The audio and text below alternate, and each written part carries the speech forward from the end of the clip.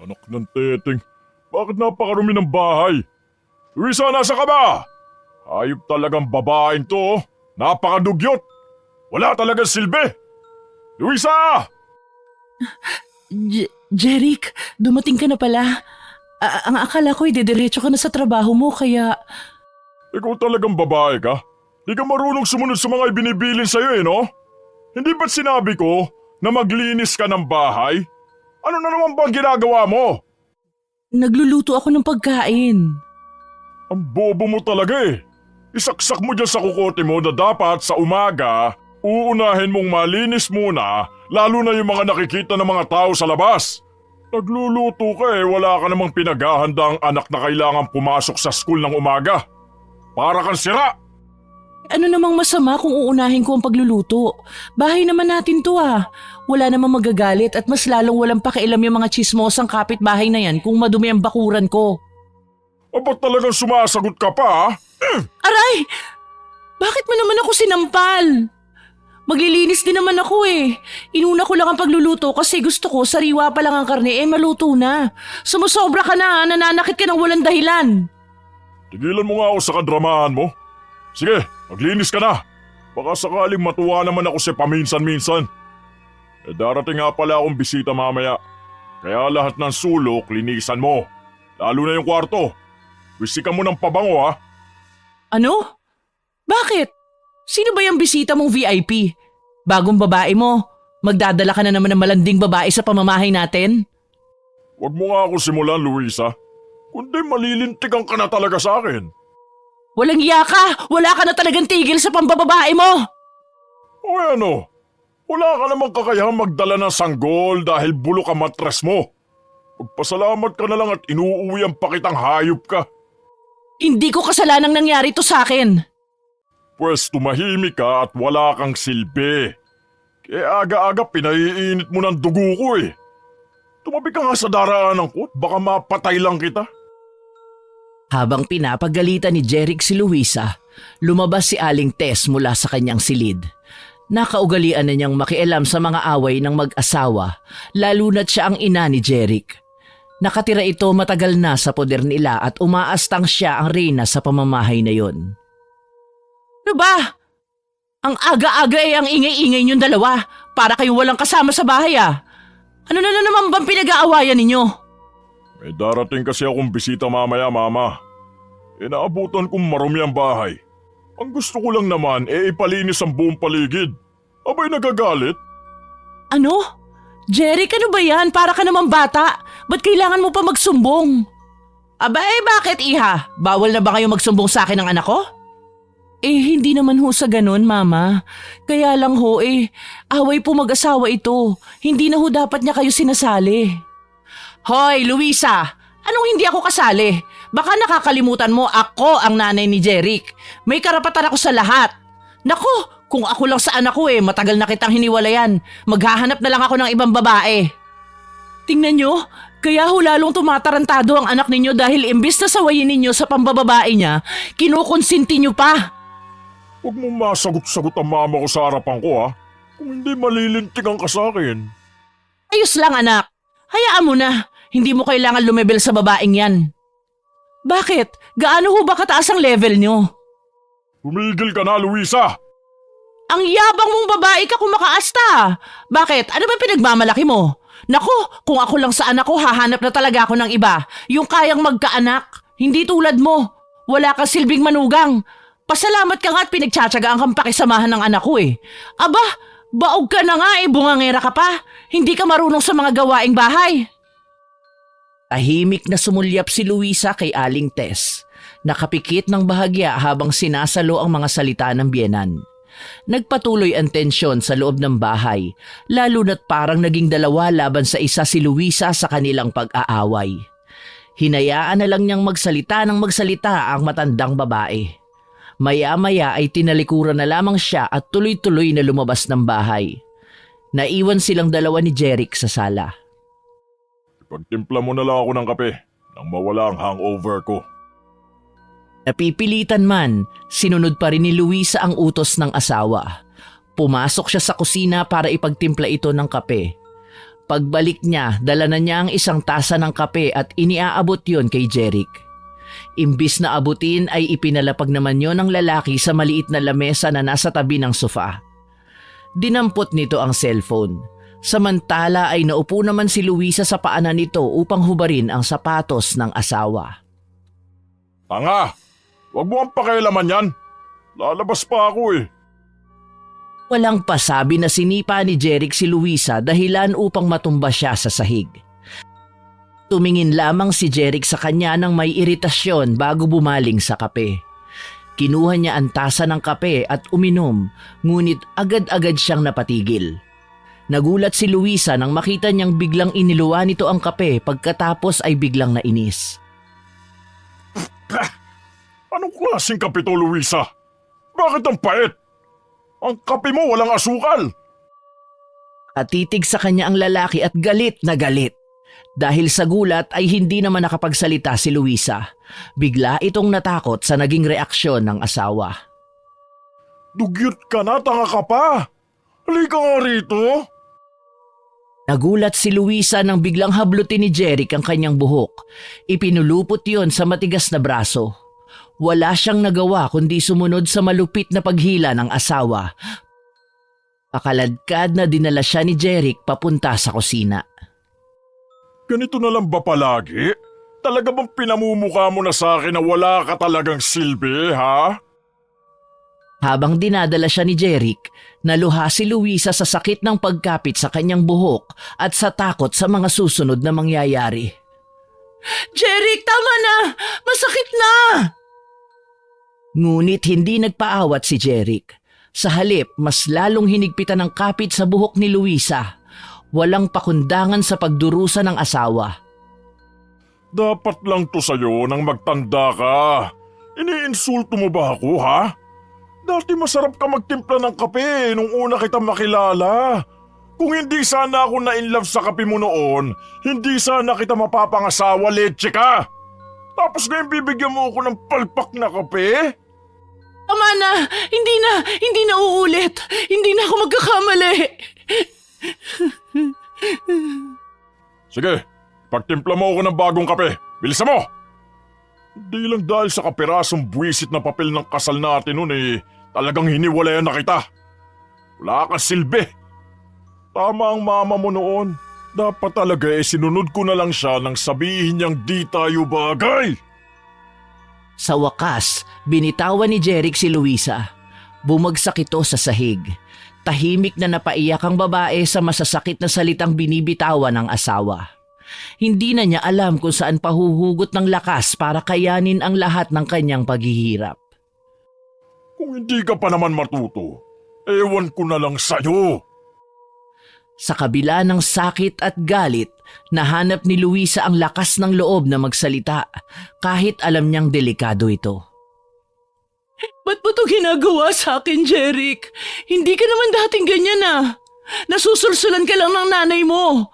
Parehas na kayong asal demonyo. Anong sabi mo? Pareho kayo ng nanay mo, mga asal demonyo!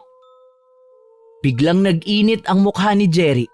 Bumilis ang kanyang paghinga. Sa isang iglap, sinampal nito si Luisa dahilan upang matumba ito muli sa sahig.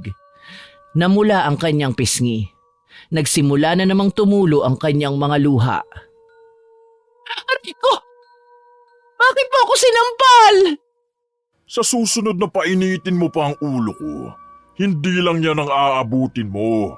Nagkakaintindihan ba tayo, ha? Huwag mo kami maikukumpara sa demonyo at baka saniban ako't mapatay pa kita. Hindi ko na uulitin! Ayokong mauulit pa ito. Hanggang maaari, huwag mong ikakalat ang pagmumukha mo sa pamamahay kong ito. Tandaan mo! Dahil sa susunod na makikita ko yung pagmumukha mo, isinusumpa kung dudurugin ko ang panga mo hanggang sa mag-iba na yung itsura mo! Wala nang nagawa si Luisa sa pananakit na yon ni Jeric sa kanya. Nagsimula ang lahat ng kalbaryo niya noong malaman nila na wala na talaga siyang kakayahang magkaanak, ayon sa doktor na tumingin dito. Halos araw-araw na siya nitong sinasaktan, pinagsasalitaan at binubugbog. At tulad ng dati, pagkatapos ng lahat ng pananakit nito ay bigla siya nitong iiwan na parang basahan.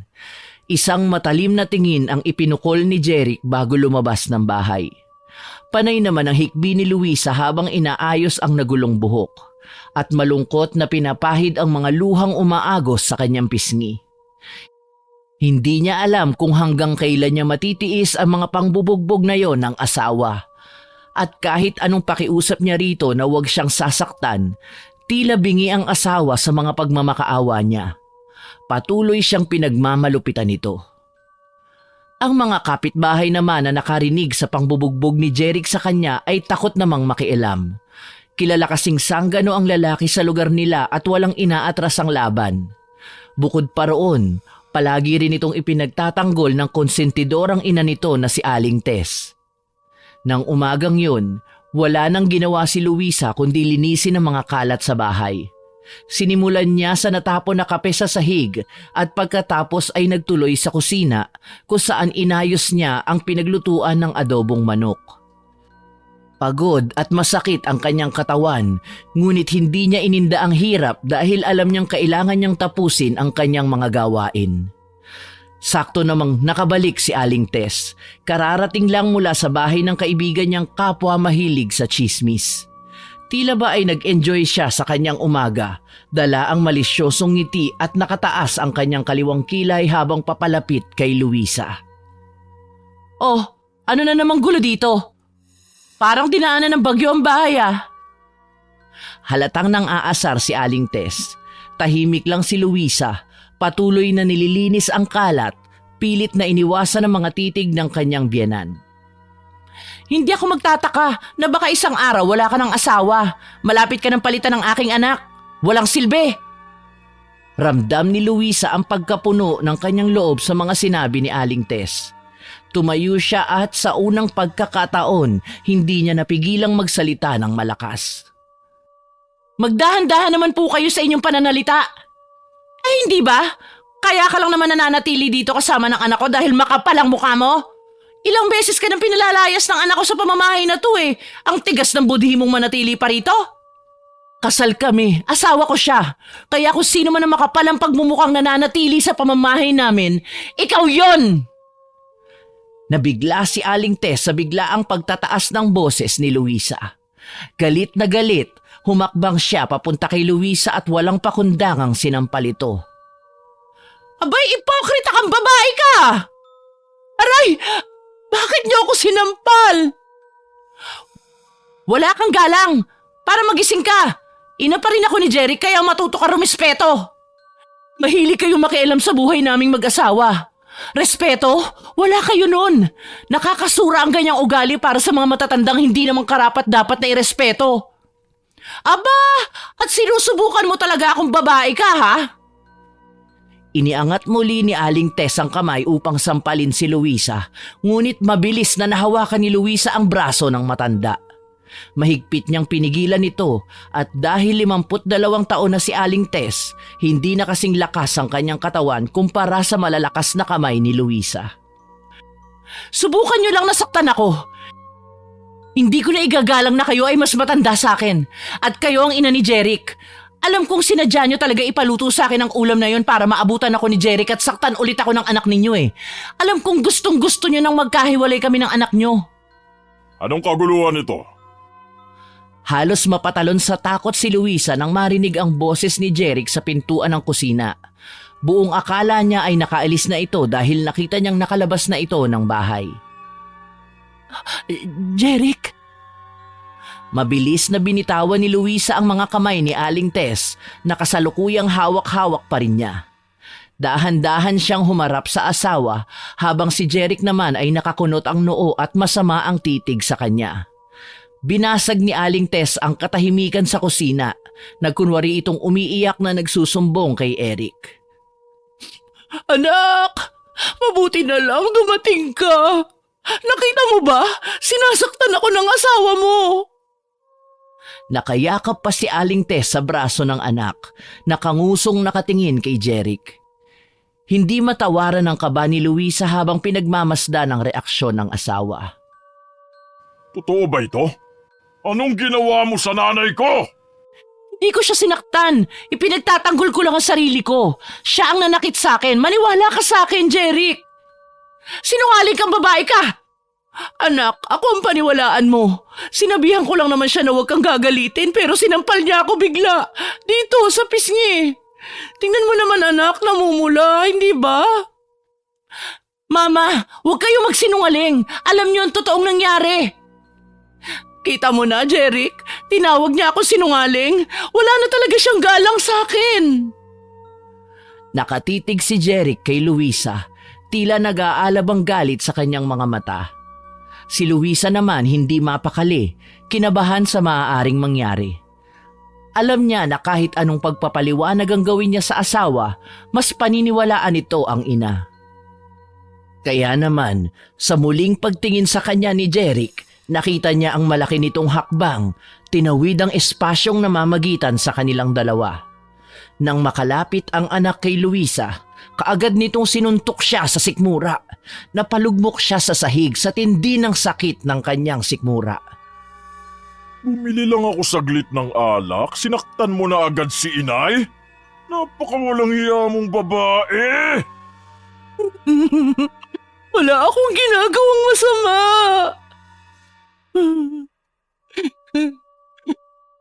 Lumayas ka sa harap ko! At baka di ako makapagtimpit, mapatay kita! Umalingaw-ngaw ang sigaw na yon ni Jeric sa buong kusina. Kahit masakit ang katawan, pinilit ni Luisa na makatayo at makapaglakad patungo sa kanyang silid. Dahan-dahan niyang inihakbang ang mga paa ng walang ano-ano ay itinulak naman siya sa kanyang likod ng kanyang biyenan. Bilisan mo! Nagpapaawa ka pa eh! Halos mapasubsob siya sa malakas na pagtulak sa kanya. Habang binabaybay ni Luisa ang daan patungong silid, walang tigil sa pagpatak ang kanyang mga luha. Nagkulong siya doon ng buong maghapon. At tila naman walang pakialam sa kanya ang mga kasama sa bahay. Hindi na siya nakakain ng agahan, maski sa tanghalian ay nagpalipas na rin siya ng gutom. Saka na lamang siya nakakain ng bandang hapon na. Wala na ang mag-ina sa bahay.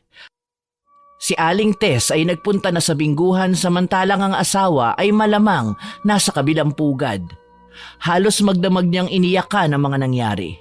Hindi niya matanggap na gano'n na lang kasama ang pagtrato sa kanya ng asawa.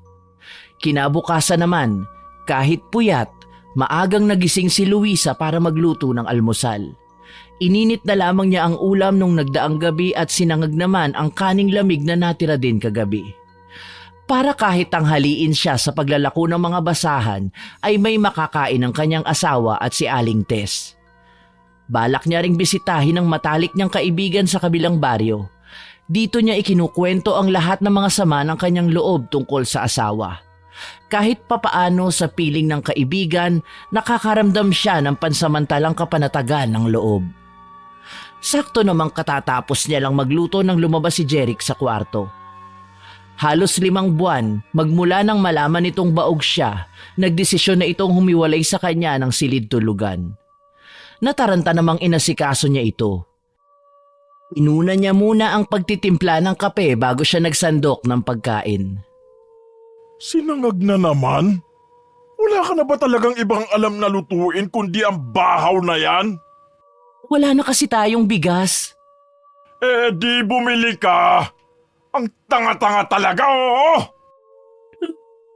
Ano ba yan? Ang ingay mo anak. Dinig na dinig ang boses mo sa labasan. Humihikab pa si Aling Tess nang lumabas ito ng sariling silid.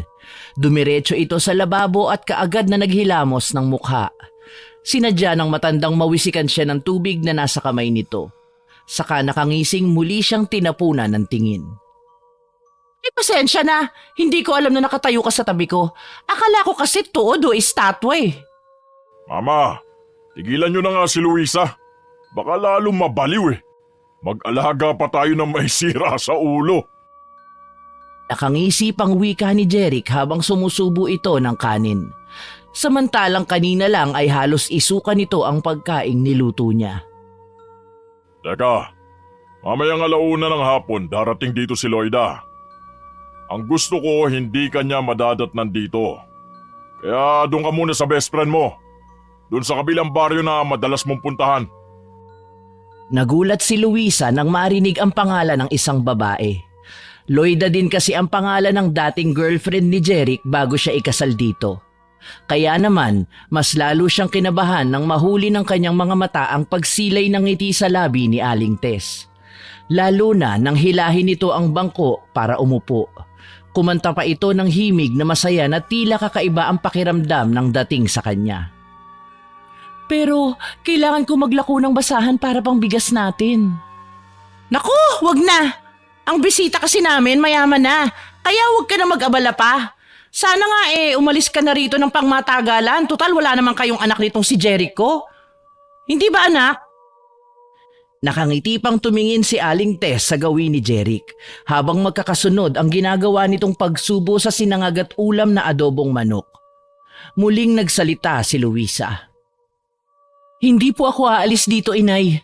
Kung meron mang dapat na umalis sa pamamahay na ito, kayo yon. Bastos ka! Ko! Mabilis na nahawakan ni Luisa ang labing tinamaan ng ibinatong baso ni Jeric. May laman pang kapiyon na pumatak sa kanyang damit at bumagsak sa sahig. Malakas na napasigaw si Luisa nang maramdaman ang hapdi ng labi at mainit na lapnos ng kape sa kanyang dibdib. Sa susunod na bastusin mo ng sagot ang ina ko, manghihiram ka ng mukha sa aso! Mabilis ang pagpihit ng mga paa ni Luisa papuntang labas ng bahay. Umiiyak na iniwanan niya si Jeric habang naririnig niya ang masayang pagpapasalamat ni Aling Tess sa anak para lang maipagtanggol ito. Alam ni Luisa na dadalhin siya ng kanyang mga paa sa bahay ni Gigi, ang matalik niyang kaibigan. Yakap ang sarili habang walang sapin ang mga paa. Masaya namang pinagpipiestahan ng mga osyoserong kapitbahay ang kaawa-awang itsura ni Luisa. Lalo namang napaiyak si Luisa habang hawak ang napasong dibdib ng mainit na kape. Samantala, sa bahay naman ni Gigi, tahimik itong nagsasampay ng mga nilabhang damit nila ng kanyang amang si Mang Ruben. Silang dalawa na lang ng ama ang namumuhay na magkasama dito sa bundok ng Katarman. Malayo sa ibang mga bahay dahil mas pinili nila ang tahimik na kapaligiran. Malayo sa kaguluhan at walang magkakamaling tumukso sa kanyang ama. Nilingon muna ni Gigi ang kinaroroonan ng ama habang nag-aayos ito ng bubong ng kanilang bahay. Katatapos lang ni Mang Ruben na pandayin ang dingding na parehong mga yari sa kawayan. Pinaganda rin nito ang kanyang kwarto. Pinalakihan ng espasyo at sinabitan ng mga halamang namumulaklak ang kanilang balkonahe. Talagang matikas pang tingnan ang matanda sa edad nito na 55. Marami na kasing kaedaran ng matanda na sa ganitong edad na maagang namamatay o di kaya ay mahina na ang katawan para sa mga mabibigat na gawain. Nakangiting muling binalingan ni Gigi ang ginagawang pagsasampay sa alambreng nakaharang sa 2 puno ng bayabas. Yumuko lang saglit si Gigi upang damputin ang natitirang t-shirt ng ama. Nang muling pagtingin niya sa alambre, nahagip ng kanyang mga mata ang isang pamilyar na babae. Pasuray-suray ito sa paglalakad. Marumi ang damit, magulo ang buhok at taas-baba ang mga balikat habang naglalakad papalapit sa kanya. Umiiyak itong nakayakap sa sariling katawan. Nang masigurado ni Gigi na ang kaibigang si Luisa ang babae, halos patakbo siyang sumalubong kay Luisa. Mabilis ang kanyang kaba nang matitigan ang itsura ni Luisa habang papalapit siya sa kinaroroonan nito. Wala na ring tigil ang mga luhang pumapatak sa kanyang mga mata dahil sa awa. Nang makalapit na siya sa kaibigan, umiiyak na nagsumbong ito sa kanya. Halos 1 oras na naglakad si Luisa makapunta lang sa kaibigan para magsumbong. Anong nangyari sa'yo? Nag-away kami ni Jeric. Na naman? Halika, pumasok ka muna sa loob ng bahay. Pambihira naman talaga ang asawa mo, oo. Kakagigil eh. Inakay ni Gigi si Luisa papasok sa bahay nito. Si Mang Ruben naman ay napahinto sa ginagawang pag-aayos ng bubong nang makita silang pumasok sa loob. Dali-daling bumaba ang matanda mula sa itaas at nagtungo sa kusina para ikuha ng tubig si Luisa. Samantala, pagkapasok ng magkaibigan sa loob ng sala, mahigpit na napayakap si Luisa sa kaibigan. Awang-awa namang nakatingin si Mang Ruben sa kaibigan ng anak habang iniaabot ang isang baso ng tubig. Oh, ipainom mo muna ang tubig na to sa kaibigan mo para kumalma. Mabilis na tumalima si Gigi sa inabot na baso ng kanyang ama. Muli niyang hinawakan ang braso ni Luisa para painumin ng tubig. Oh, uminom ka muna ng tubig. Salamat. Nang makainom si Luisa ng tubig, saka lamang ito naupo sa upuang yari sa kawayan. Saka naman tumalikod si Mang Ruben at ipinagpatuloy ang ginagawa nito sa bubong. Tahimik na sandali ang sumunod, ngunit pagkatapos ng ilang saglit muling nagsalita si Gigi. Labis itong nag-aalala sa kondisyon ng kaibigan. Ano ba kasi ang nangyari? Nasagot ko kasi yung nanay ni Jeric eh. Nagalit siya kaya binato niya ako ng tasa na may kape. Tumama sa labi ko. Napakawalang ya talaga ng asawa mo. Bakit pa kasi nagtitiis ka sa kanya eh? Hiwalayan mo na nga yan. Paano, Gigi? Hindi ko siya kayang iwan. Hihintayin mo bang mapatay ka ng asawa mo? Aba, baka magising na lang ako isang araw, bangkay mo na ang susunod kong iiyakan. Hindi naman siya dating ganun eh. Nilalason lang ang isipan ni Jeric ng kanyang ina. Isa pa yang si Aling Tess eh. Alam na niyang mali ang ginagawa ng anak niya. Kinukonsinti pa rin niya. Napakawalang kwentang tao mga yan. Kung ako sa'yo talagang hihiwalayan ko na ang lalaking yun eh. Imbis na sumagot si Luisa sa tinura ng kaibigan, mas nangibabaw ang paghagulgol nito ng iyak. Wala nang nagawa si Gigi kundi ang yakapin na lang ang kaibigan. Ilang beses na itong lumalapit sa kanya para magsumbong tungkol sa pangbubugbog ni Jeric sa kanya. May sasabihin ako sa'yo, Luisa, pero huwag kang magagalit ha? Ano yun? Hindi na kasi normal yung ginagawa sa'yo ng asawa mo. Hindi kaya may ibang babae na siya? Kakaiba na kasi ang pakikitungo niya sa'yo eh. Malakas ang pakiramdam ko may ibang babae na talaga yang si Jeric. Ilang beses na rin na nagkaroon siya ng babae, Gigi, pero pinalalampas ko yun. Hinahayaan ko na lang. Pero kanina sinabi niya sa akin na darating daw yung Loida. Sinong Loida? May kilala akong Loida, hindi ko lang sure kung siya yung tinutukoy niya. Madalas kasi naming pinag-aawayan ng babaeng yun nung magkasintahan pa lang kami ni Jeric. Ex-girlfriend niya. Natutop ni Gigi ang sariling bibig nang maintindihan lahat ang nakatakdang mangyari kay Luisa sa sandaling magkatotoo ang kanyang mga iniisip. Hoy, dadalaw sa bahay niya yung ex niya? Naku, Luisa, iba na yan ah. Hindi ka na lang talaga sinasaktan ng asawa mo. Binabastos ka pa. Nginungod-good ka na niyan sa kahihiyan. Ang sakit, Gigi. Hindi ko na alam ang gagawin ko. Wala naman akong laban. Pinagtutulungan nila akong mag-ina. Ay nako, sinasabi ko sa'yo. Sa panahon ngayon, hindi na uso ang martir. Huwag kang magpapakagaga dyan sa asawa mo. Wala naman kayong anak eh. Kung ako sa'yo, iwan mo na. Mas mabuti pa mag-asawa ka na lang ng bago. Hindi naman pwede yun. Nangako ako sa harap ng altar na magsasama kami ng asawa ko sa hirap at ginhawa.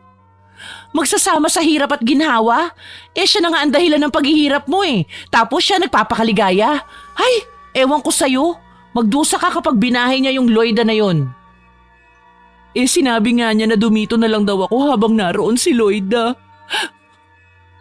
Ano? Ganong kahalangan bituka ng asawa mo? Naku po, huwag kang papayag. Umuwi ka doon. Huwag mong hayaang gawin sa'yo yan ng asawa mo. Alam mo, maski gusto kong hiwalayan mo na yung walang kwentang lalaki na yan, hindi ko pa rin maaatim na magreyna-reynahan ng kung sino mong babae sa pamamahay mo. Mali yun.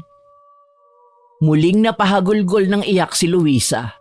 Dahil sa matinding emosyon na lumukob sa kanya, ay muling niyakap ni Gigi ang kaibigan at ipinaramdam dito ang kanyang simpatya. Awang-awa ito kay Luisa na halos mamagana ang mukha at mata nito sa kaiiyak. Mainam pa magpahinga ka na muna. Halika doon sa kwarto ko. Tumalima naman si Luisa. Nahiga ito ng walang imik sa kama. At ilang sandali lang ay nakatulog na ito. Kinumutan pa niya ang kaibigan sa kamalungkot na tiningnan nito. Nakita niya ang pumutok na labi nito. Ang eksenang yon ang naabutan ni Mang Ruben. Tinawag nito ang anak papunta sa kusina. Unang nagsalita si Mang Ruben nang maupo sila sa harap ng mesa. Kawawa naman ang kaibigan mo. Gusto mo ba iganti ko siya? Naku, wag na po itay. Di ba nangako ka na sa akin noon na hindi ka nagagawa ng masama? Matagal na ho tayong nananahimik dito sa bundok. Kaya nakikiusap ako. Hayaan na lamang natin si Luisa na siyang lumutas sa problema niya. Aalalayan ko na lang po siya. Pero maaati mo ba na magpatuloy ang ganyang kalagayan ng kaibigan mo? Paano kung hindi na niya makaya? Aba, mataas ang kaso ng mga nagpapakamatay dahil sa depresyon. Hindi ko naman sinasabi ito para takutin ka. Pero di natin alam kung ano ang mangyayari bukas. Hindi ho mangyayari yan, tay. Palaban ho ang kaibigan ko. Hindi niya gagawin sa sarili niya yan. Sabihin na natin na kaya niya. Paano kung mapuruhan naman siya ng asawa niya? Hihintayin mo bang may mangyaring masama sa kaibigan mo bago ka kumilos? Ay, kahit na anong mangyari, hindi na kayo babalik sa dati niyong gawain. Nangako kayo sa akin at kay inay. Tama na ang usapan nating ito. Wala nang nagawa si Mang Ruben nang talikuran na siya ng anak sa kusina at lumabas ito ng bahay. Napapabuntong hininga na lang ang matanda dahil alam naman niyang may magagawa siyang tulong para sa kaibigan ng anak. Itinuturing na niyang anak si Luisa dahil mabuti ito sa kanya at kay Gigi. Matagal ng panahon na iniiwasan sila ng mga tao dahil kilala siya bilang isang malupit na mangkukulam. Tinalikuran sila maging ng kanilang mga kamag-anak.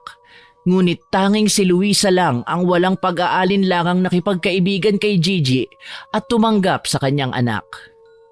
Nais niyang tumanaw ng utang na loob at tulungan si Luisa sa paraang alam niya. Subalit dahil nga sa binitawan niyang pangako sa namayapang asawa at sa kanyang anak, natatalikuran na niya ang pangungulam ay hindi niya magawa. Malungkot na tumayo si Mang Ruben sa lamesa at tinungo ang kalan para magluto ng pananghalian nilang mag-aama. Ang tangi na lang magagawa ni Mang Ruben para kay Luisa ay ang maipagluto ito ng paborito nitong ulam na sinantol at dinikdik na hipon. Samantala, sa bahay ng mag-inang Tess at Jeric, dumating ang kanilang panauhin, si Loida. Bitbit niya ang isang malaking bag habang umiindayog ang kanyang balakang papasok sa sala. Ang babae ay maputi, matangkad at mas maganda kaysa kay Luisa. Makapal ang kanyang make-up at mahilig siyang umuya ng bubble gum na tila walang iniwan sa isang pokpok. Masaya itong sinalubong ni Aling Tess. Tila ba matagal nang hinihintay ang pagdating ng babae. "Oh, Iha! Kumusta ang biyahe mo?" "Ayos naman po, tita." "Naku, wag na tita. Alam mo naman na sa una pa lang ikaw na talaga ang gusto kong mapangasawa ng anak ko. Tulad na lang dati, Iha. Mama na lang ang itawag mo sa akin." "Sige po, mama. Nasan po ba si Jeric? Bakit di man lang niya ako sinalubong? Alam naman niyang darating ako ngayon eh." "Naku, baka nasa kwarto niya, natutulog. Lasing kasi kagabi." "Alam ko ho. Kasi kami ang magkasama niyan kagabi, magdamag. Doon na nga rin po namin napagkasunduan na magkakabalikan na po kami. Kaya po ako nandito, dala ko na ang mga gamit ko. Simula ngayon, dito na ako titira." "Pero alam mo ba ang tungkol sa asawa niya?" Ang sabi naman ho ni Jeric, ayos lang. Kasi hiwalay naman na sila ng kwarto ni ano. Ano nga ang pangalan ng babaeng yun? "Luisa." "Ayun, Luisa, yun nga po. Total hiwalay naman sila ng tulugan. Doon ako sa kwarto ng anak ninyo matutulog." Saka nakakalokong napangisi ito bago naupo sa bangkong naghihintay sa sala. Si Aling Tess naman ay nakangiting tinalikuran ng bisita at tinungo ang silid ng anak. Pagbukas niya ng pintuan, nakita niya itong nakadapa sa higaan. Mahinang yugyug sa balikat ang nagpagising sa natutulog na si Jeric. Gumising ka anak, naririyan si Loida. Ang ganda-ganda talaga ng ex mo na yan. Saka mukhang mayaman ha? Sige po mama, susunod na po ako. Hindi pa man ito nakakatayo ay pumasok na sa kanyang silid si Loida. Diretso itong lumapit kay Jeric at sinibasib na agad ito ng halik. Walang pakialam sa presensya ng ina ng lalaki. Ngunit imbis na mailang ang matanda ay natuwa pa ito sa nakitang paglalambingan ng dalawa. Umalis siya sa loob ng silid at isinarado yun. Tila isang batang teenager na kinikilig ito. Dinig na dinig niya ang mahihinang tawanan ng dalawa. Dinampot naman ni Aling Tess ang mga dalang pasalubong ni Loida para sa kanya. Pabango at bagong mga damit. Ang gaganda naman ng mga to. Mukhang mga mamahali na mga to ah. Tiyak na kaiinggitan ako ng mga kumari ko kapag nakita nilang suot ko mga ito. Hay, kung sana si Loida na lang ang napangasawa ng anak ko. Sayang talaga. Pero pwede naman na magkabalikan pa sila eh. Kailangan lang mapaalis ko sa pamamahay na to ang inutil na si Luisa para wala nang hadlang sa dalawa. Samantala, sa kabilang bahay naman ay naging abala na ang mag-ama sa paghahanda ng kanilang hapagkainan. Inutusan na ni Mang Ruben ang anak na gisingin na si Luisa. Luisa, gising na. Kumain na muna tayo. Niyugyug niya ng marahan ang balikat ng kaibigan. Nagising ito at pupungas-pungas pang napatingin sa kaibigan. Kain na tayo. Busog pa ako, Gigi. Naku, hindi ako naniniwala. Sa itsura mong yan, parang di ka kumain ng ilang araw na. Ang payat mo na oh. Bumangon ka na dyan. Nagluto si tatay ng paborito mong sinantol na hipon. Talaga? Ang bait-bait niyo talaga sa akin. Salamat, Gigi. Oh. Tama na ang drama. Tumayo ka na dyan ah. Tara na. Baka mamaya lumamig ang sabaw, sayang. Dahan-dahan siyang bumangon sa pagkakahiga at humawak sa nakalahad na kamay ng kaibigan. Inakay siya nito papuntang kusina. Pagdating nila roon, naratnan nilang nakaupo si Mang Ruben paharap sa lamesa. Masaya itong nakangiti nang makita siya. Halika anak, maupo ka. Ipinagluto kita ng masarap na ulam. Damihan mo ang kain nang lumakas ka. Alok ni Mang Ruben kay Luisa. Mabilis namang kumilo si Gigi para ipaghila siya ng upuan. Taranta pa itong sinandukan siya ng kanin at ulam. Teka Beshi, para na akong bibitayin nito ah. Baka kasi magbagong isip mo at hindi ka kumain. Pwede ba yun? Nakakahiya naman kay Tatay Ruben kung hindi ko matitikman ang mga niluto niya. Salamat po tatay sa pagluto. Walang anuman. O siya sige, kumain ka na at lalamig ang pagkain. Napapangiwing nagsubo ng kanin at ulam si Luisa. Medyo namamagana kasi ang pumutok nitong labi. Kaya naman, mas lalong nangingibabaw ang awa sa mga mata ng mag-amang Ruben at Gigi. Parang dinudurog ang puso ni Ruben nang makita ang sitwasyon ni Luisa. Si Gigi naman ay hindi mapigilan ang hindi mapaiyak sa nakikitang itsura ni Luisa habang ito ay nasasaktan sa pagkain. Pagkatapos kumain ay tumulong na sa pagliligpit ng mga pinagkainan si Luisa. Nang matapos sa ginagawa ay muli silang nag-usap ni Gigi. Pumasok muna sila sa silid ni Gigi para makapagpalit ng damit na ipinahiram sa kanya ng kaibigan. Ginamot na rin ito ang kanyang pumutok na labi. Pagkatapos ay muling nagbukas ng usapan si Gigi para kay Luisa. Mamayang 4:00 ka na lang ng hapon umuwi. Ipahinga mo muna yung katawan mo para may lakas ka pagdating sa bahay nyo. Kung sakaling may madatnan kang kakaiba sa mga ipinagagawa nila, lumaban ka. Huwag kang magpapatalo. Oo, Beshi. Salamat sa lahat-lahat ng naitulong mo sa akin. Oo naman. Kapatid na ang turing ko sa'yo, no? Kahit si Itay awang-awa sa kalagayan mo. Ikinuwento mo pala kay Tatay Ruben ang lahat. Oo, para na kasing anak ang turing niya sa'yo. Saka ayoko rin maglihim sa kanya. Kaya lagi mong tatandaan na dito lamang kami ni tatay sa likod mo. Muling napahikbi si Luisa sa sinabing yun ni Gigi. Napaiyak na lamang ang dalawa nang muli siyang yumakap sa kaibigan. Sa likod naman ng pinto ay tahimik lamang na nakikinig si Mang Ruben sa usapan ng dalawa.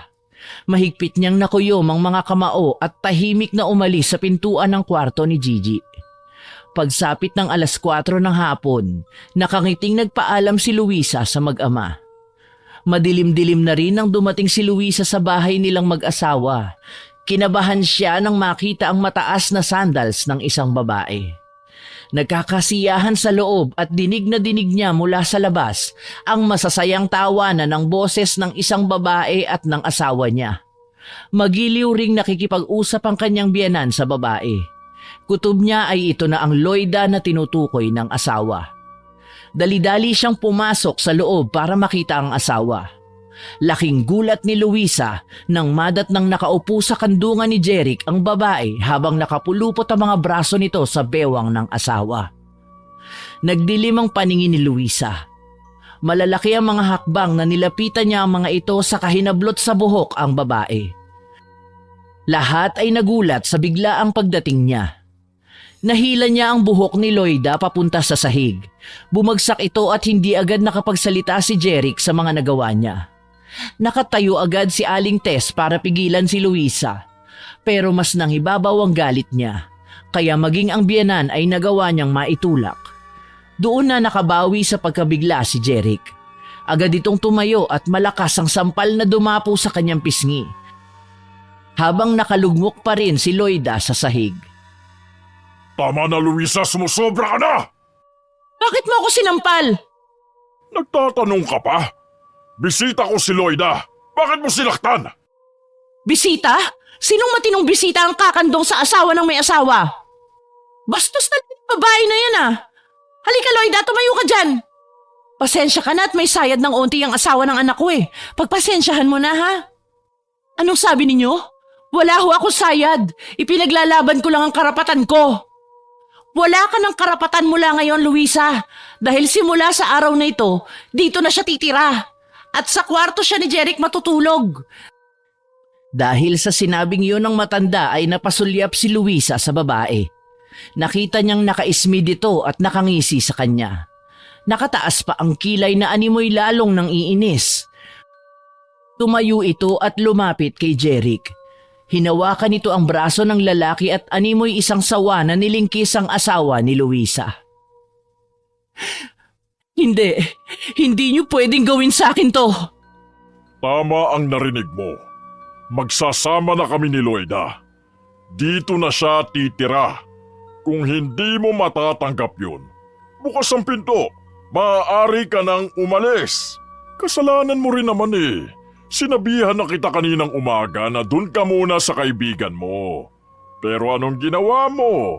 Pumunta ka pa rin dito. Natural! Bahay ko to eh. Kasal tayo kaya masigit ako may karapatang manatili sa pamamahay ko. Kayo ng kabit mo ang lumayas dito. Isama mo na rin ang walang kwenta mong ina. Talagang gusto mong masaktan, ha? Suntok sa sikmura, sipa at sabunot ang ipinatikim ni Jeric sa asawa. Kaya tuluyang napalugmok sa kinasasadlakang sahig si Luisa.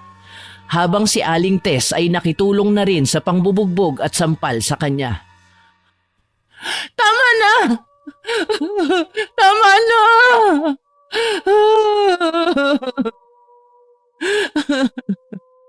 Siguro naman ay magtatanda ka na.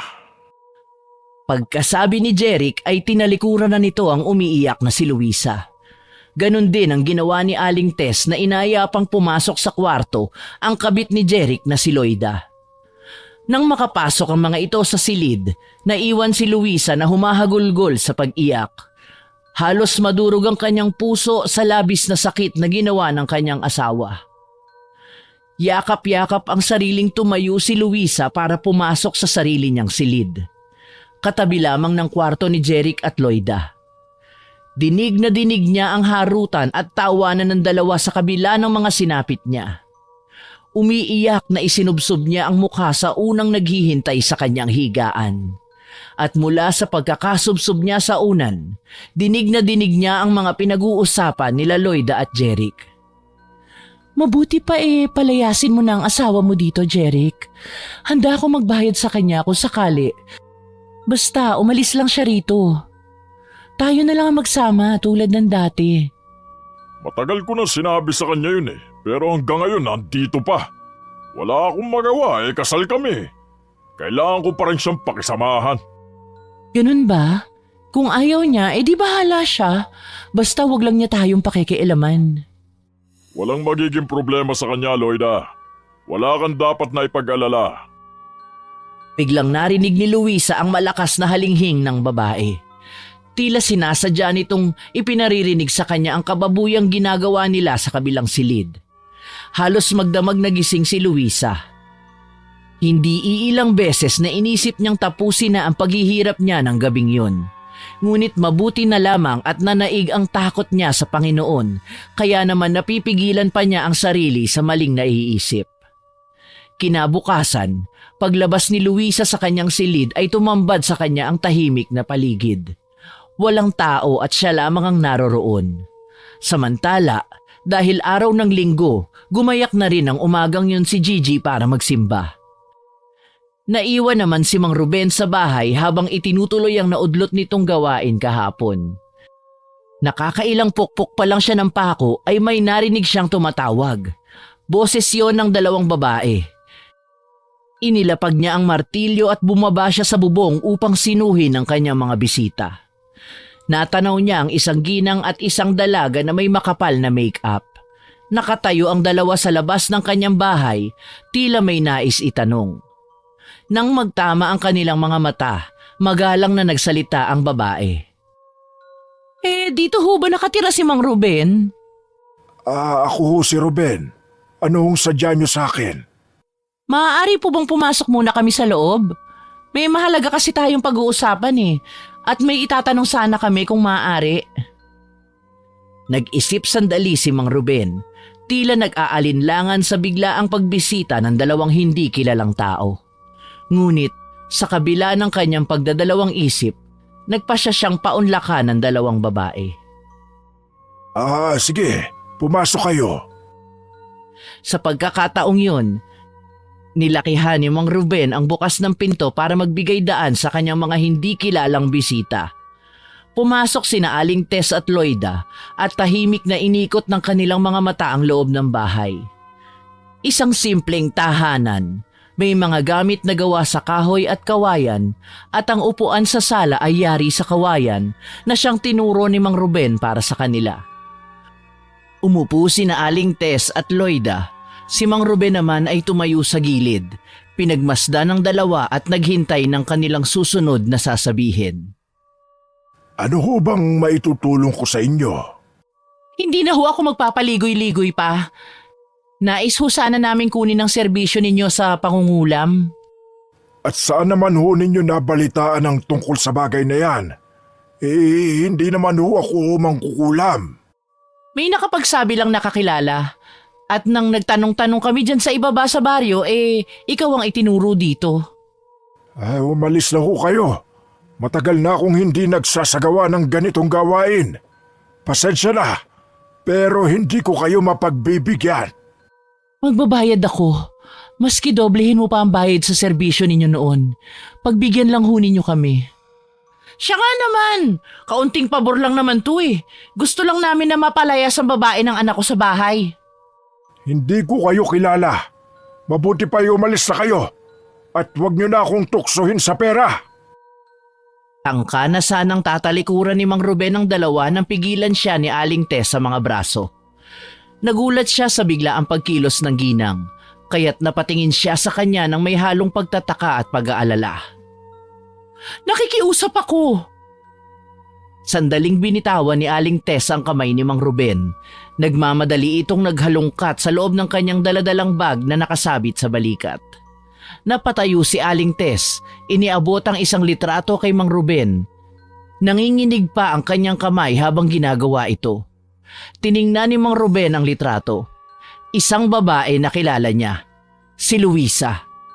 Nagtaka siya kung bakit nais ng dalawang ito na paalisin ang babae at anong klaseng tulong ang inaasahan nila mula sa kanya. Tumahimik ang paligid at tila bumagal ang oras. Bumundol ang kaba sa kanyang dibdib at nagpalipat-lipat ang tingin niya sa dalawang babaeng nakaupo sa upuan. Bakit ho bigla kayong natigilan? Kilala niyo ba ang babaeng yan? Bakit naman gusto ninyong paalisin ang babaeng ito? May ginawa ba siyang masama sa inyo? Kilala mo ba siya? Ha? Ay, hindi ko siya kilala. Napansin ko lang na magandang babae sa litrato. Ulag ho yata kayo. Hindi naman kagandahan ng babaeng yan. Malandi pa kasi pinatulan niya ang asawa kong si Jeric. Kaya gusto namin kulamin mo ang babaeng yan at bigyan ng leksyon. Lagyan mo ng kati-kati o baka gawin mo si Raulo para tuluyan ang umalis sa bahay nila. Sa bahay namin ng asawa ko. Peste ang babaeng yan eh. Isang malalim na buntong hininga ang pinakawala ni Mang Ruben. Alam niyang anumang desisyon ang gawin niya sa pagkakataong ito ay may malalim na epekto. Hindi lamang sa kanila kundi pati na rin sa sarili niyang konsensya. Tinanggap niya ang alok ng dalawang babae. Sige, kukulamin ko siya. Pero kailangang may pirma kayo sa papel na gagamitin ko. Pagkasabi ni Mang Ruben ay nagdadalawang isip na nagkatinginan ng dalawa. Pero isang saglit lang ay sumang-ayon na sila sa gustong mangyari ng matandang mangkukulam. Sige, gagawin ko ang makakaya ko.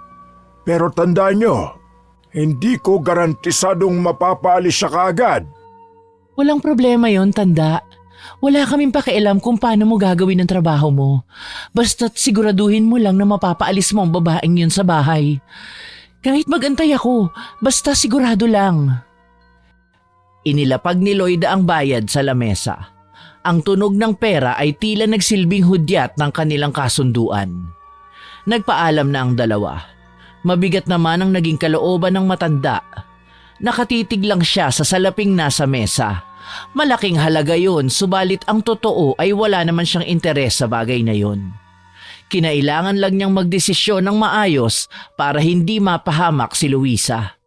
Dahil kung hindi niya tinanggap ang pangungulam, natitiyak nitong ibang mangkukulam ang gagawa nito para sa kanya. Bumundol ang kaba sa dibdib ni Mang Ruben dahil kailangan niyang ilihim sa anak ang pagbalik niya sa ganong trabaho. Kaya naman, muli siyang pumasok sa silid sa nakasaradong kwarto sa ilalim ng silong ng hagdan, kung saan naroroon ang kanyang mga kagamitan sa pangungulam, at inilabas sa mga papel na may pirma ng dalawa. Imbes na si Luisa, ang mga walang hiyang mga babaeng yon ang kanyang kukulamin kasama na si Jeric. Ang dalawang babae ay nagtuloy sa simbahan pagkatapos na magtungo kay Mang Ruben. Katwiran nila ay lilinisin nila ang kanilang sarili sa pamamagitan ng huwad na paglilingkod sa Diyos at sa simbahan. Nakasalubong sila ni Gigi. Palabas na noon ang dalaga dahil katatapos lang ng unang misa. Napansin niya kaagad ang bulungan ng mga ito at ang mahina nilang hagikhikan. Hindi na lamang nito yun napansin. Bigla niyang naalala ang kaibigan. Alam niyang malapit lamang sa simbahan ng bahay ng kaibigan kaya naisip niyang dalawin. Pagdating sa bahay nito ay agad siyang kumatok. Nang pagbuksan siya ng pinto ay agad niyang napansin ang mas dumami pang pasa at sugat sa katawan ng kaibigan. Napansin din niya ang sandals na mataas ang takong sa may pinto. Alam niyang hindi yun pagmamay-ari ng kaibigan dahil hindi ito nagsusuot ng ganong klase ng sandals. Ano nangyari? Hindi ka naman ganyan kahapon. Binugbog ka ba nila? Ano? Magsalita ka, Luisa! Wala ito. Ayos lang ako. Halika, pumasok ka na muna dito sa loob. Sinong kasama mo rito? Wala. Umalis sila, hindi ko alam kung saan nagpunta. Ang mga hinayupak, sana wag nang bumalik. Dito na niya patitirahin ng kabit niya. Anong gagawin ko, Gigi? Kailangan pa bang itanong yan? Layasan mo na siya, iwanan mo na ang magaling mong asawa. Hindi ko kaya. Mahal na mahal ko si Jeric. Tanga ka na! Tigilan mo na to! Hindi ka na mahal ng asawa mo! Mahal niya ako, Beshi. Magulo lang ang isip niya. Tinutokso lamang siya ng babaeng yun. Gumising ka na nga sa kahibangan mo. Papayag ka na magsama kayo sa iisang bubong ng kabit ng asawa mo. Sumama ka na sa akin. Hindi, Beshi. Hindi ko iiwan ang asawa ko. Luisa, wag mo namang kawawain ang sarili mo. Please, kung magbago ang isip mo, pumunta ka sa bahay, dun ka na tumira. Wag mong hayaan na gaguhin ka ng mga taong yun. Oo, sige na. Pasensya ka na pero kailangan mo na ring umalis ka agad. Baka maabutan ka pa nila dito. Ayokong pati ikaw ay madamay. Ayaw mo talaga sumama? Wala akong magagawa kung yan ang desisyon mo. Mukhang nagalit na nga si Gigi sa katigasan ng ulo ng kaibigan. Tinalikuran niya si Luisa at iniwan ito. Walang nagawa si Luisa kundi tanawin ang papalayong likod ng kanyang kaibigan. Naiintindihan naman niya kung bakit nagalit si Gigi sa kanya. Naisip ni Luisa na talagang nag-aalala lamang si Gigi para sa kanya at hindi naman niya ito masisi. Alam niyang mali ang sitwasyon, ngunit hindi niya kayang iwan si Jeric. Mahal niya ang kanyang asawa kahit na paulit-ulit siyang sinasaktan nito. Marahang isinara niya ang pinto, umaasa na sana'y maunawaan ni Gigi ang kanyang sitwasyon. Ngunit bago pa man siya makaalis sa harap ng pinto, narinig niyang may sumisigaw at malakas na bumabalyang tao sa labas. Agad siyang natigilan nang makilala ang boses ng asawa, tila namimilipit sa sakit. Mabilis niyang binuksan ang pinto at halos mapasubsob si Jeric sa kanya sa biglaang pagbukas nito. Agad niyang inalalayan ng asawa at tinulungan itong maiupo sa kama nito. Napansin niyang hawak-hawak ni Jeric ang ibabang bahagi ng kanyang katawan, mukhang labis na nasasaktan. Jeric, ano nangyayari sa'yo? Yung ano ko, sobrang sakit. Kumikirot at parang pinupukpok ng martilyo. Taranta si Luisa at agad na sinuri ang kalagayan ni Jeric. Ngunit bago pa man niya lubusang masilip ang iniinda ng asawa, bigla itong nagalit at sinipa siya sa tiyan. Napaatras siya sa sakit ng ginawa ni Jeric. Hindi makapaniwala sa naging reaksyon nito. Lumayas ka dyan sa harap ko. Hindi ikaw ang kailangan ko. Tawagin mo ang inay o kaya si Loida. Hindi ko alam kung nasaan sila. Dadali na kita sa ospital. Mukhang malala na yan. Tarantada! Si Loida ang mag-aasikaso sa akin, hindi ikaw! Huwag ka magpanggap na nag-aalala ka! Hindi ka na dapat nandito! Dam ni Luisa ang kirot hindi lamang sa pisikal na sugat, kundi pati na rin sa mga salitang binitawan ni Jeric. Hindi niya alam kung paano niya magagawang tulungan ang asawa kung ayaw nito sa kanyang presensya. Sa kabila ng lahat ng sakit, hindi siya bumitiw sa kanyang pagnanais na tulungan si Jeric. Ngunit unti-unti nang lumilinaw sa kanyang isip ang katotohanan na hindi na siya tinatanggap ng asawa. Sige, tatawagin ko na si Loida. Lumabas si Luisa ng bahay, dala ang mabigat na loob at bumibigat na mga hakbang. Alam niyang masakit ang nararamdaman ni Jeric, ngunit mas matindi ang sakit na nararamdaman niya sa puso. Sariwa pa sa kanyang alaala ang mga masasayang araw nila, ngunit tila unti-unti na itong naglalaho kasabay ng pagbabago ng kanilang relasyon. Nasa lubong naman ni Luisa sina Loida at Aling Tess. Agad napansin ng mga ito ang mukha niya na may bahid ng pag-aalala. Sinabi ni Luisa sa dalawa ang nangyayari kay Jeric. Nang marinig ito ni Loida ay mabilis itong tumakbo pauwi sa bahay ng mag-asawa. Habang papalapit si Loida sa bahay, ramdam ang kaba at pag-aalala sa kanyang hakbang. Pagpasok niya, agad niyang nakita si Jeric na nakahiga sa sofa, namimilipit sa sakit. Kaagad niyang tinakbo ang lalaki, halatang nag-aalala. Jeric, anong nangyari? Masakit, Loida. Hindi ko alam, pero sobrang sakit. Huwag ka mag-alala, Jeric. Tatawagan ko ang doktor. Ako na ang bahala sa'yo, kaya nandito ako para alagaan ka. Salamat, Loida. Alam kong maaasahan kita. Huwag mo kong iiwan, ha? Hindi kita iiwan, pangako. Habang pinagmamasdan ang masiglang interaksyon ng dalawa, ramdam ni Luisa ang matinding sakit ng pagtataksil at ang malamig na pagtanggi ni Jeric sa kanya. Hindi niya maiwasang magtanong sa sarili kung saan siya nagkulang. Kung bakit tila nawala na ang pagmamahal ni Jeric para sa kanya. Hanggang kailan ko pa ba kayang tiisin to? Hindi na nakapagtimpi si Luisa sa nakikitang kataksilan ng asawa. Sa bawat haplos ng kerida at masuyong salita na binibitawan nito kay Jeric. Isang malutong na sampal ang iginawad niya kay Loida at hinawakan nito ang buhok niya. Kinaladkad niya ito hanggang sa sala. Hindi agad nakalaban si Loida dahil sa labis na pagkabigla.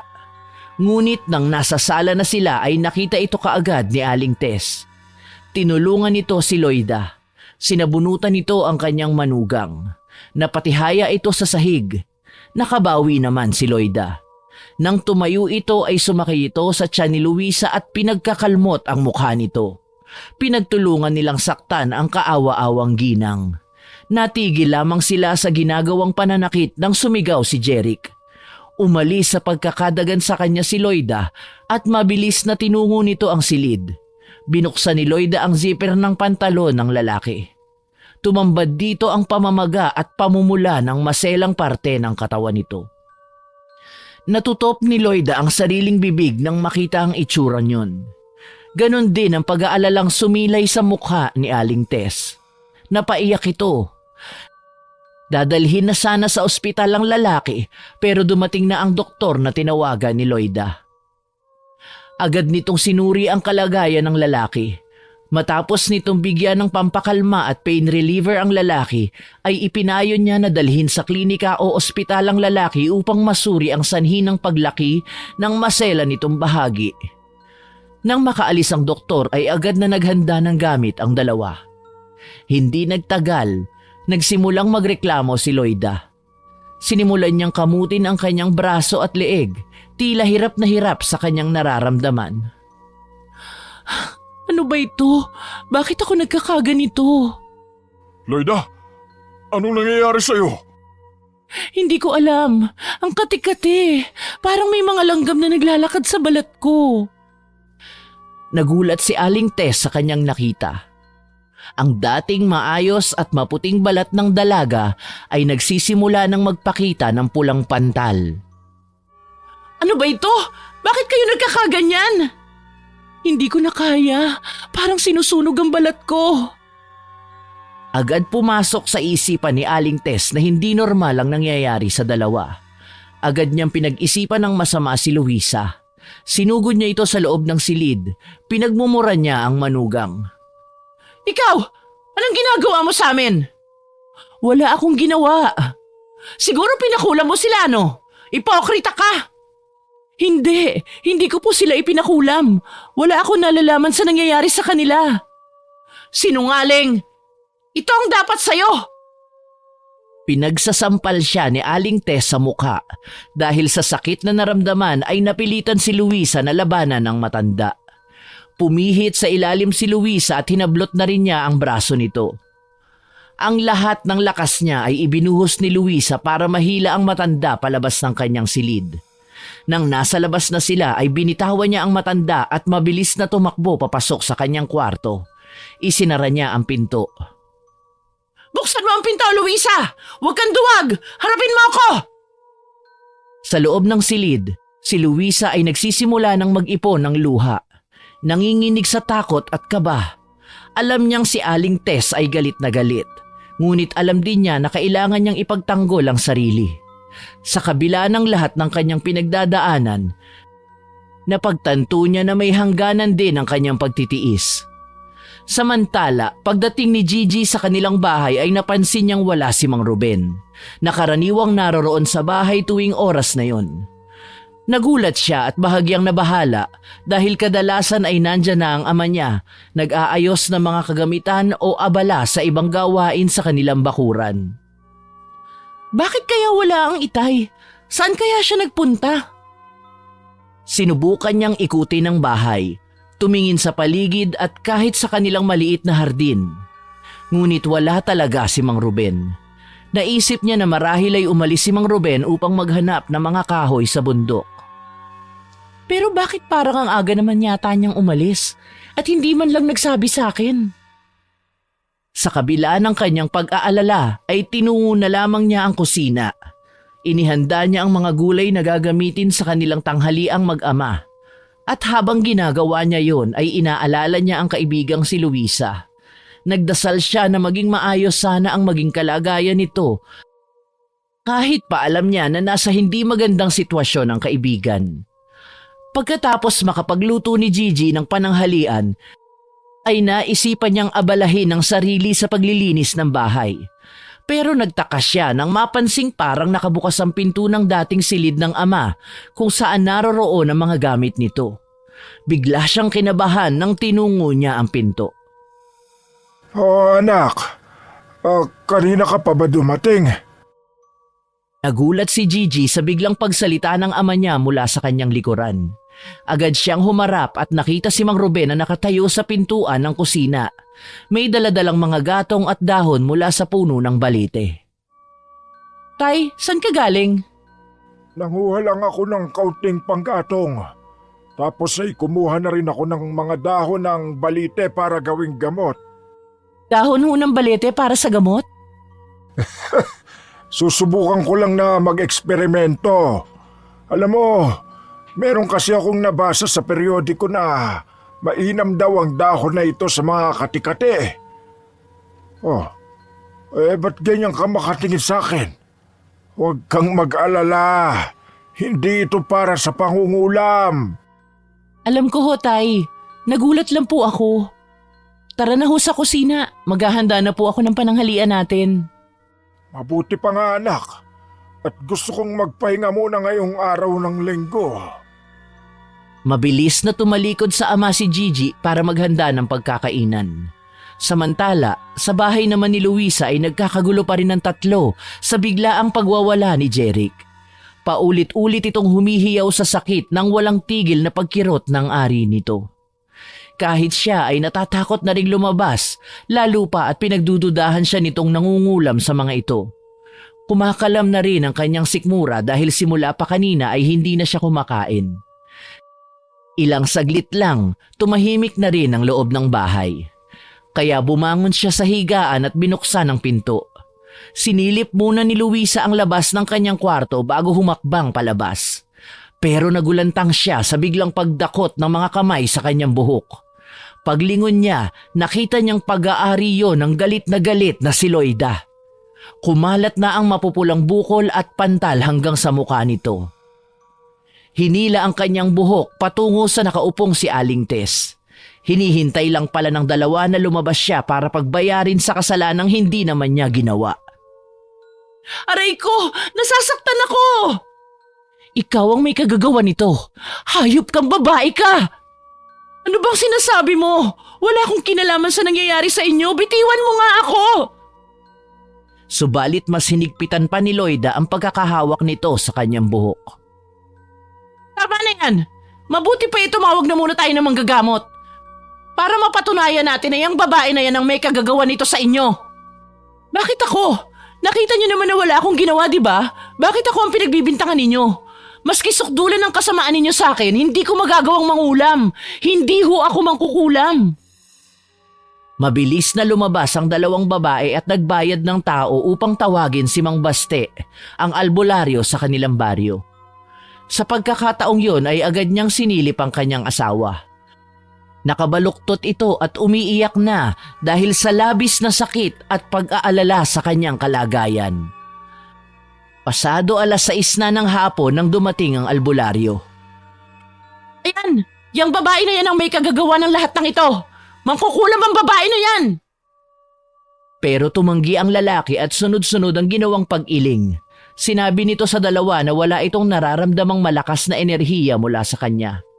Saka lamang siya nakahinga ng maluwag nang diretsong sabihin ng albularyo na hindi isang ordinaryong mangkukulam ang gumagambala sa asawa niyang si Jeric. Bukod pa ron, sinabi rin ng matanda na ang susunod na kukulamin ay si Aling Tess. Imposible! Siya lang ang alam kong may galit sa amin.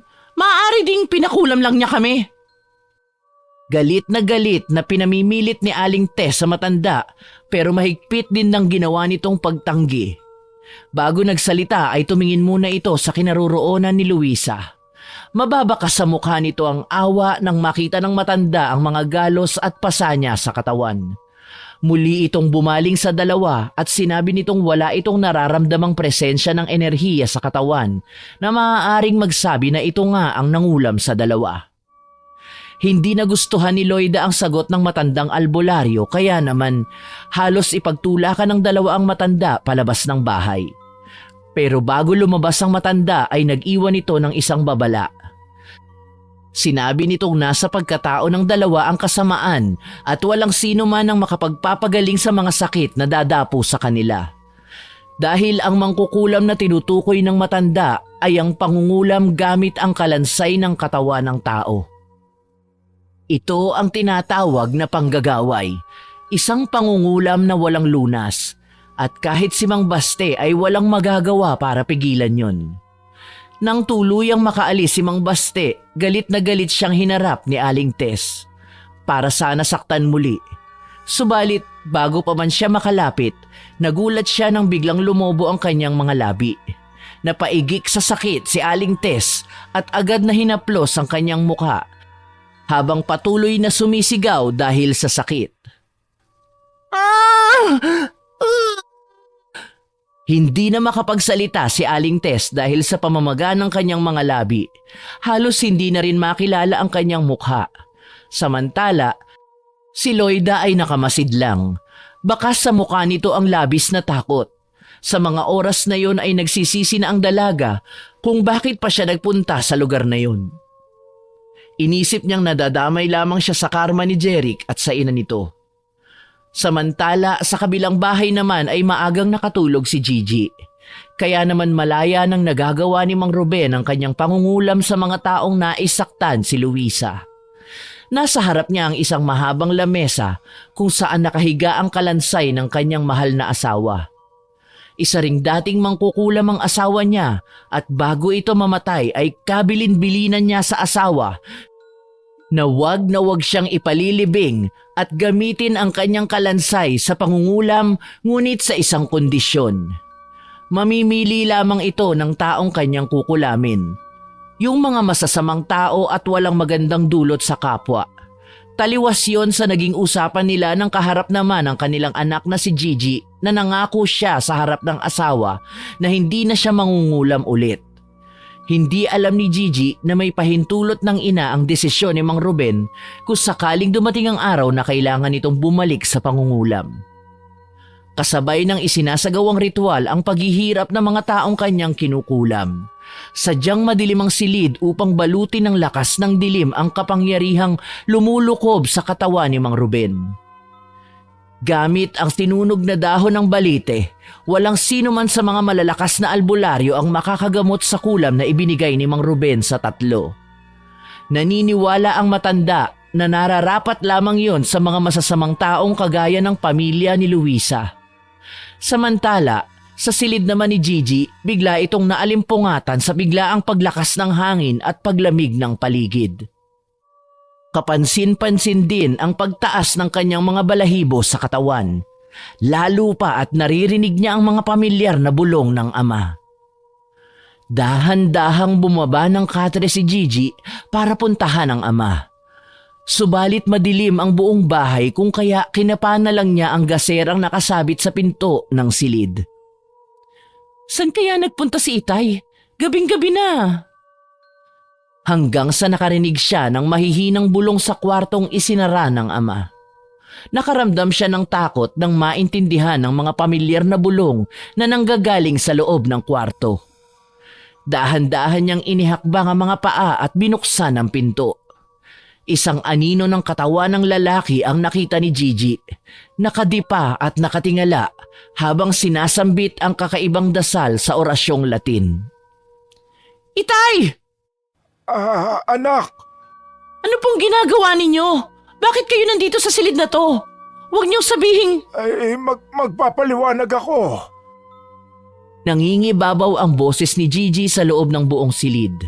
Dali-daling binuksan ni Mang Ruben ang gasera, kaya't kumalat ang liwanag sa buong kwarto. Tumambad sa harapan ni Gigi ang kalansay ng kanyang ina na ginamit ng ama sa pangungulam. Kasama rin dito ang litrato na nakadikit sa dibdib ng kalansay. Sino ang inyong kinukulam? Ang kaibigan ko ba?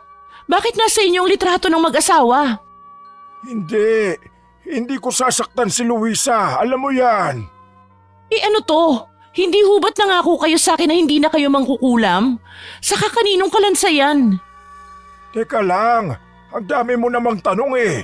Alin ba doon ang uunahin kong sagutin? Ay naman eh. Anak, hindi si Luisa ang kinukulam ko. Ganito kasi ang nangyari. May nagpunta dito na 2 babae at nakiusap sa akin na kulamin ko raw ang kirida ng asawa ng isa. Hindi naman ako pumayag. Kaso, nung ipinakita nila sa akin ang larawan ni Luisa kasama ang asawa niya, tinanggap ko na. Pero itay, kasalanan sa Diyos ang ginagawa ninyo. Maaring makapatay kayo ng tao. Hindi ba't pinag-usapan na natin to? Alam kong mali ito, anak. Pero wala na akong ibang paraan. Kung hindi ko ito ginawa, baka mas mapahamak pa ang kaibigan mo. Ito na lang ang natitira kong paraan para protektahan kayo. Paano nyo kami mapoprotektahan sa ganitong paraan? Baka mamaya dito pa tayo mapahamak. Itigil nyo na to ngayon din, nakikiusap ako. Napilitan lang akong gawin ito dahil kung hindi ko ito gagawin, baka ibang mangkukulam ang gumawa nito para sa kaibigan mo. Hindi sa ganitong paraan, itay. Nangako kayo sa akin na hindi na kayo babalik sa ganitong trabaho. Huli na, anak. Sa gabing ito ay formal ko nang isinara ang kulam na manggagaway sa kanila. Patawarin mo ko, anak. Hindi ko sinasadya. Umiiyak na napaupo si Gigi sa sahig ng kwartong yun. Labis na pinahihirapan ng kaisipang nagkasala muli ang kanyang ama sa pamamagitan ng pangkukulam. Alam niyang hindi na mababawi pa ang nagawa nito at labis siyang nag-alala sa kalagayan ng kanyang kaibigan na si Luisa. Samantala, sa bahay naman ni Luisa, nagising na si Jeric sa malakas na pag-iyak ng kanyang ina. Paika-ika itong lumabas ng sarili nitong silid habang pinasadahan ng masamang tingin ang nakaupong si Luisa. Walang tigil din sa pangangati ng katawan si Loida. Habang si Aling Tess naman ay pilit ikinukubli ang namamagang mga labi. Nagtatakang napatingin si Jeric sa tahimik na si Luisa. Bukod tanging ito lamang ang walang iniindang sakit sa kanila. Magsasalita pa sana ito nang biglang agawin ng pansin ng mga tawag mula sa labas. Napatayo si Luisa dahil pamilyar ang boses ng tumatawag sa pangalan niya. Lahat ay napalingon sa nakasaradong pinto. Dahan-dahang nilapitan ni Luisa ang pinto para pagbuksan ng mga tao sa labas.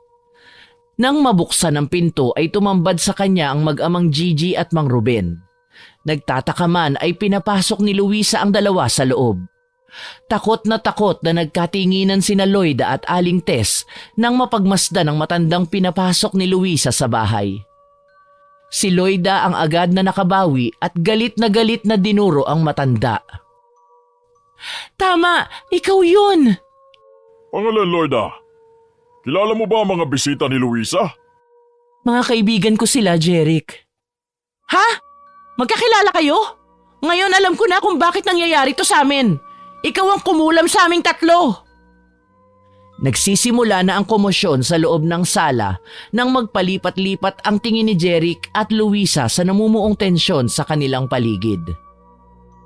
Inay, Loida, ano ba nangyayari dito? Naparito kami ng aking anak para kunin si Luisa sa inyo. Isa pa, walang kinalaman dito ang asawa mo, Jeric. Ang mga nangyayari sa inyo ay nagsimula sa iyong ina at sa iyong kabit. Tatay Ruben? Gigi, ano ba mga pinagsasasabi ninyo?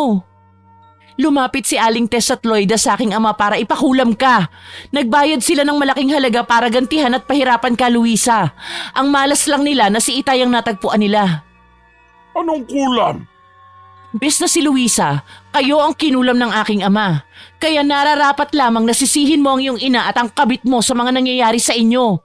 Nung una nagalit ako sa aking ama dahil bumalik siya sa pangungulam. Subalit nang makita ko ang ginawa ninyo sa kaibigan ko, dapat lang pala yan sa inyo. Malulupit kayo! Halos magwala sa galit si Jeric nang marinig ang mga sinabi ni Gigi. Si Luisa naman ay hindi makapaniwalang magagawa yon sa kanya ni Aling Tess at Loida. Mas lalong nanlumo sina Jeric, Loida at Aling Tess nang ipagtapat ni Mang Ruben na wala ng lunas ang kulam na naibigay niya sa tatlo. At kung sakaling mamatay man ako ngayon o maski bukas, kasama ko kayong malalagutan ng hininga. Magkakasabay tayong ibabaon sa lupa. Dahil sa mga narinig na ginawa ni Aling Tess at Loida, ay nagpa siya itong umalis na at sumama sa dalawa. Iniwan niya ang asawa, si Loida at si Aling Tess na nagmamakaawa na bawiin ng kulam. Patawarin mo ko, Luisa. Wala naman kayong kasalanan sa akin, Tatay Ruben. Alam ko pong hindi niyo sinasadya ang nangyari. Dapat pa nga po ako magpasalamat sa inyo kasi prinotektahan niyo po ako. Sabay-sabay na nagkaiyakan ng tatlo at tahimik na umuwi sa bahay nila si Mang Ruben. Tay, ngayong ayos na sina Luisa baka naman ho pwedeng ito na ang huli ninyong pangungulam. Ilibing na ho natin yung kalansay. Hindi pa pwede, anak. Baka magalit sa akin ang nanay mo. Bili niya noon sa akin na gamitin lang ang kalansay niya kapag kailangang magparusa ng tao. Ano? Totoo ba? Si nanay yun? Oh, pasensya ka na kung itinago ko sa'yo. Pero tay, please naman, tama na. Sige, titigil na ako. Pero sa isang kondisyon. Ano po yun? Pumili ka ng matinong lalaki. Dahil oras na magluko ang magiging asawa mo. Tinitiyak ko, Gigi, na yun na ang huling kulam ng manggagaway dito sa baryo natin.